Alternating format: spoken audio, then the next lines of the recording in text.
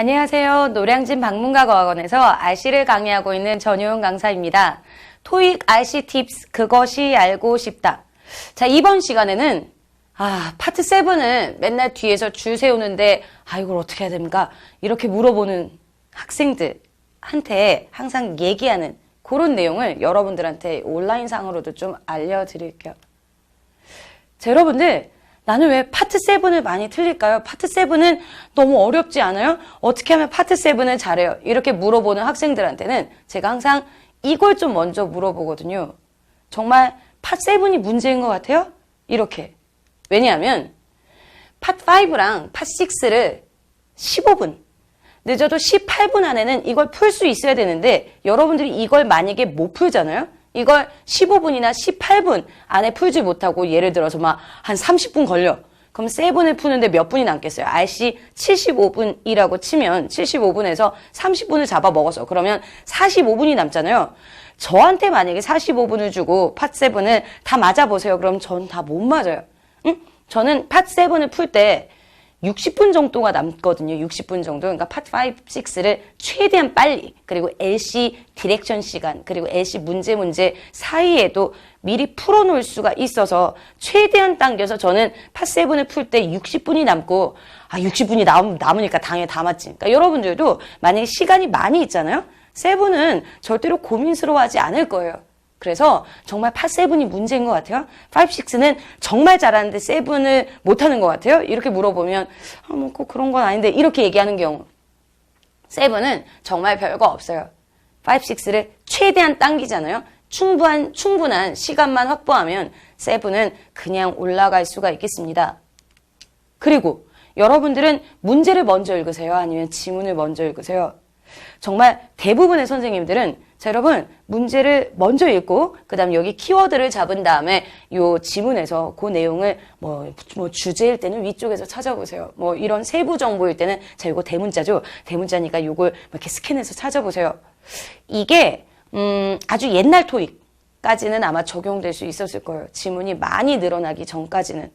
그리고 이게 시중에 나와 있는 문제집에서는 어쩌면 통할 수도 있을 거예요.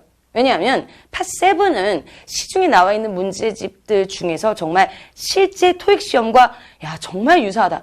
진짜 어쩌면 이렇게 함정을 잘 파놨을까? 단어가 어렵지 않으면서 이런 문제집을 제가 이제까지 한 번도 본 적이 없거든요. 그러니까 ETS에서 정말 단어 어렵지 않게 내면서도 정말 함정을 잘 파놓은 그 실제 시험을 만드는데 얼마나 많은 인력이 투입이 되었겠어요. 응? 그래서 실제 시험 문제와 시중에 나와 있는 문제집 사이에 어떤 그 괴리가 좀 제가 보기엔 분명히 있기 때문에 문제집에서는 이렇게 연습하니까 되네 이렇게 생각했다가 시험 보러 가서 이게 정말 그대로 적용되나? 안 될 때가 많이 있기 때문에 제 생각에는요 문제를 먼저 읽는 게 아닌 것 같아요. 저는 항상 지문을 먼저 읽으라고 강조를 하는데 특히나 그 이유가 신토익에서의 파트 7 유형 변화 때문이라고 볼 수가 있겠습니다. 저는 기존 토익에서도 지문을 먼저 읽으라고 했는데 앞으로는 더더욱이나 지문을 먼저 읽어야 돼요. 그 이유가 뭔지 한번 같이 보실게요. 일단 문자나 채팅 형태의 유형이 추가가 됩니다. 그런데 이거는 먼저 읽어야 되는 이유는 아니에요. 이제 이게 이렇게 변한다는 얘기. 근데 이 부분은 크게 걱정할 필요가 없는 것이 문자나 채팅이면 아무래도 짧지 않겠어요? 응? 우리 너무 이렇게 짧게 얘기한다 이런 것처럼 문자나 채팅이 들어가는 부분에 있어서는 크게 우리가 걱정할 게 없겠습니다. 오히려 더 환영할 만하죠. 지문이 짧으니까. 그리고 아주 무슨 약어 같은 게 나오거나 그럴 리도 없고, 이렇게 그 인터넷에서 문자에서 쓰는 그런 줄임말 같은 게 나오지는 않을 것이기 때문에 그냥 문장 길이가 짧고 단답형이면서 서로 이렇게 이런 대화체라서 이건 전혀 걱정할 필요가 없는, 어쨌든 새로운 유형인데 걱정할 필요가 없다는 얘기? 그냥 이제 또 어떤 문제가 출제가 되냐면 특정 어휘나 문장을 제시하면서 그러니까 어떤 단어를 주면서 아니면 어떤 문장을 주면서 이 단어나 문장이 이 문맥에서 어떤 의미로 쓰였느냐, 응? 어떤 의미로 쓰였느냐 그렇게 묻는 문제가 추가가 돼요. 사실 기존에 이 단어가 어떤 의미로 쓰였느냐는 동요 찾기 문제, 기존에 있었던 유형과 유사하다고 볼 수 있지만 이제 이 문장이 이 문맥에서 어떤 역할을 하는가, 이게 새로운 유형인 거고, 그 다음 특정 문장이 들어갈 문맥을 찾는 유형. 그러니까 문제가 이렇게 지문이 이렇게 있는데 여기다가 중간 A 하나 비워놓고 여기다가 B 하나 비워놓고 여기 C 하나 비워놓고 여기 D 하나 비워놓고 이 문장이 이 넷 중에 어디에 들어가는 게 맞겠느냐, 이런 유형이 추가가 된다고요. 그러면 당연히 이렇게 문장이 어디에 들어갈 것인가 알려면 위에서부터 내용을 쭉 읽어야지, 그 전체 스토리가 머릿속에 들어와야지 알 수가 있는 거잖아요. 그래서 제가 보기엔 분명히 지문을 먼저 읽어야 된다라고 생각을 합니다.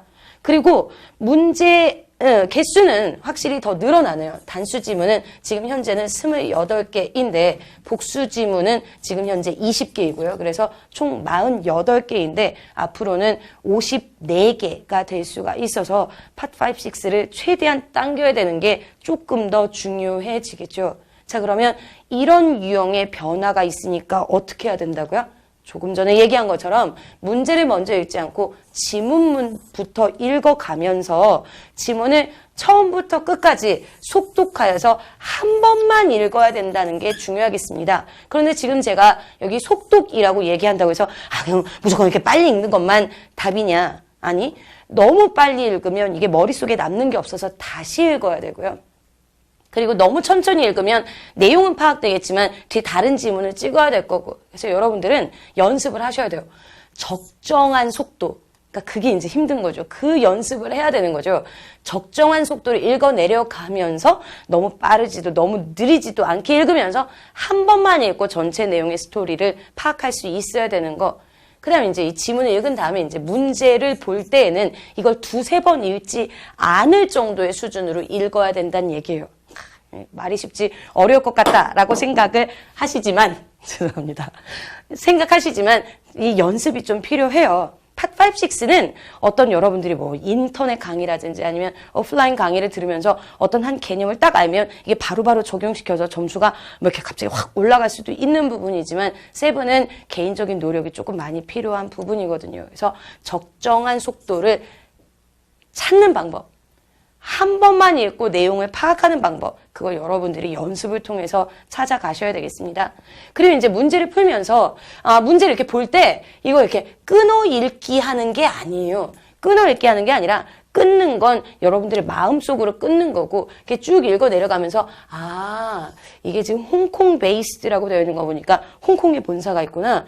그다음 여기 그런데 왜 샌프란시스코에서 회의를 한다고? 2시에 한다고? 근데 이제 예를 들어서 이게 이중지문이다. 근데 밑에 봤더니, 미안해. 내가 2시에 시간이 안 되는데, 수요일 4시는 어때? 이러면, 샌프란시스코에서 그럼 2시가 아니라 4시에 만나는구나. 이런 식으로 키워드를 표시를 하면서, 그리고 필요할 경우에 연계지문일 때는 이렇게 연결해가면서 문제를 읽으면, 나중에, 이렇게 지문을 읽으면, 문제에 그게 다 표시했던 부분에서 다 문제가 나온다는 걸 아실 수가 있어요. 그래서 키워드에다가 꼭 표시를 한다.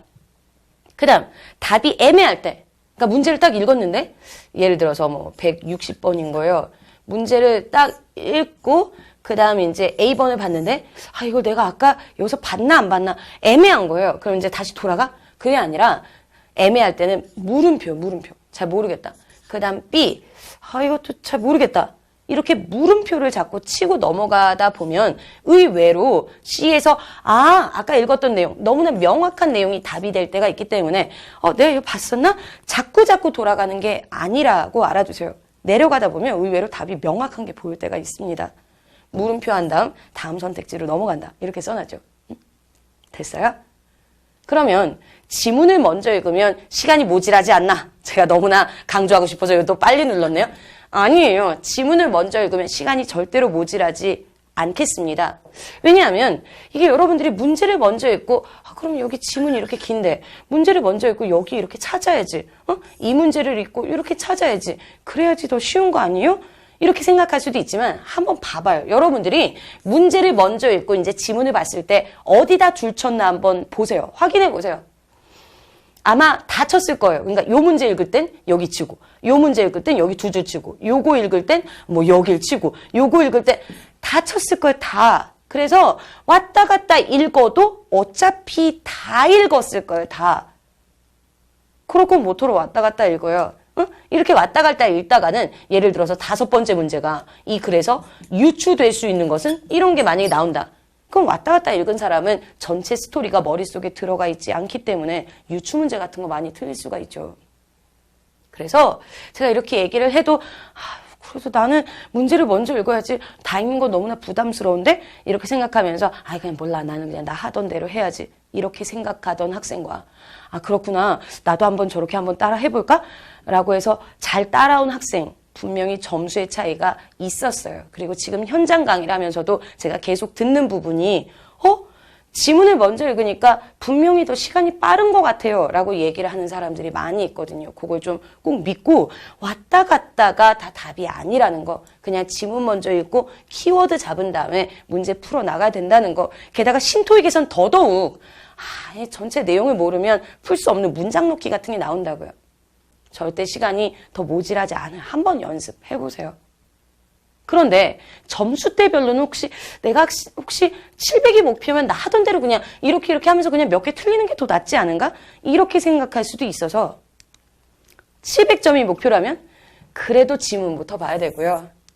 900점 이상이 목표라면 그래도 지문부터 보셔야 돼요. 왜 그럴까요? 생각해 봐봐요. 이게 더 시간이 걸리는 거라고 쳐요. 그래 시간이 더 걸린다. 문제 먼저 보는 것보다 시간이 더 걸린다고 한번 쳐볼게요. 그러면 지문부터 쭉 읽어 내려가면서 이렇게 문제를 본다. 정확도가 올라갈 거예요. 그런데 뭐 뒤에 몇 개 못 풀었다고 쳐요. 그러면 이번에 문제 먼저 보면서 답을 막 이렇게 스캔해서 찾았어요. 다 풀긴 풀어서. 그런데 한 두세 개씩 틀려요. 뭐가 더 나을까요? 응? 꼼꼼히 위에서부터 읽어 내려가면서 유추 문제까지 맞추되 뒤에를 좀 못 푸나. 응? 다 풀었는데 중간중간 틀리나. 제 생각에는 그냥 지문부터 읽은 다음에 문제를 보고 만약에 뒤에 시간이 모자란다? 그럼 그냥 그거 틀려도 상관이 없다라고 생각을 합니다. 지금 극히 최근에도 어떤 학생이 파트 5, 6는 많이 맞았는데 7에 20개를 찍어서 나 요번에 700이 못 넘을 줄 알았는데 730을 넘겼다. 그래서 모의토익에서는 400밖에 못 났는데 330점이나 올랐다. 뭐 이렇게 얘기한 학생도 있거든요. 그러니까 7 20개 찍고도 730점이 나올 수가 있다는 거. 그러니까 푼 부분을 정확하게 해서 정확도를 높여서 점수를 내고 뒤로 못 풀 것이냐 아니면 대충 다 풀고 마음은 만족했는데 나중에 중간중간 다 틀릴 것이냐. 저는 그냥 지문부터 보는 게 맞다라고 생각을 하고 특히나 나는 900점 이상이 목표다.